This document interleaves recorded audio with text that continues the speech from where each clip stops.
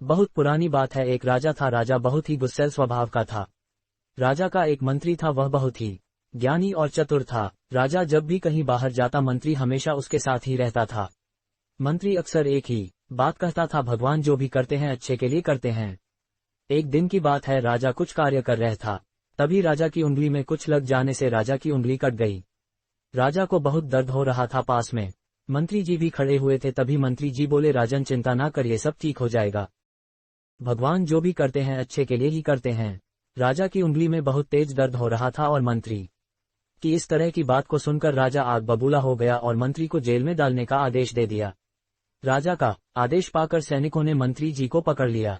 राजा ने मंत्री से पूछा, मंत्री जी अब आप जेल जा रहे हो, क्या अब भी आप यही कहोगे, भगवान जो भी करते हैं अच्छे के लिए करते हैं? मंत्री जी जेल जाते जाते भी बोले, भगवान जो भी करते हैं अच्छे के लिए ही करते हैं। कुछ दिनों बाद एक दिन राजा शिकार खेलने जंगल गया। तभी एक हिरण का पीछा करते करते राजा अपने सैनिकों से बिछड़ गया और जंगल में काफी अंदर चला गया। जंगल के अंदर एक आदिवासी कबीले के लोगों ने राजा को पकड़ लिया और उसकी बलि देने के लिए कबीले के मुखिया के पास ले गए। कबीले के मुखिया ने राजा को बलि के लिए तैयार करके लाने के लिए कहा। कबीले के लोगों ने राजा को नहला धुला कर बलि के लिए तैयार किया और बलि वाले स्थान पर ले गए। राजा बहुत घबराया हुआ था क्योंकि वह बिल्कुल अकेला ही था और उसके सैनिकों उससे बिछड़ चुके थे।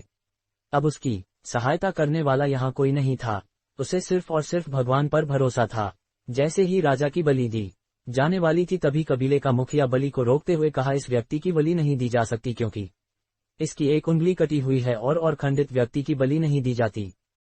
कबीले के लोगों ने राजा को छोड़ दिया। राजा को समझ आ गया कि ईश्वर जो करता है वह अच्छे के लिए ही करता है। अगर उस दिन राजा की उंगली नहीं कटी होती तो आज उसकी बलि दे दी जाती। जंगल से निकलकर राजा किसी तरह अपने महल में पहुंचता है और मंत्री को बुलाकर पूछता है, मंत्री जी अब मैं भी यह मानने लगा हूं कि ईश्वर जो करते हैं अच्छे के लिए करते हैं, किंतु मैंने आपको इस महल से निकालकर जेल भेज दिया तो इसमें आपके लिए क्या अच्छा हुआ? मंत्री कहता है, हे राजन, जिस प्रकार भगवान ने आपकी उंगली काटकर आपको बलि से बचा लिया, उसी प्रकार मुझे जेल भेजकर मेरे प्राण बचा लिए। राजा पूछता है, भला वह कैसे? मंत्री राजा को उत्तर देता है, हे राजन, मैं हमेशा आपके साथ रहता था। अगर आप मुझे महल से नहीं निकालते और जेल ना भेजते तो मैं भी आपके साथ शिकार के लिए जाता और कबीले के लोग अवश्य ही मेरी बलि दे देते क्योंकि मेरा कोई भी अंग खंडित नहीं है।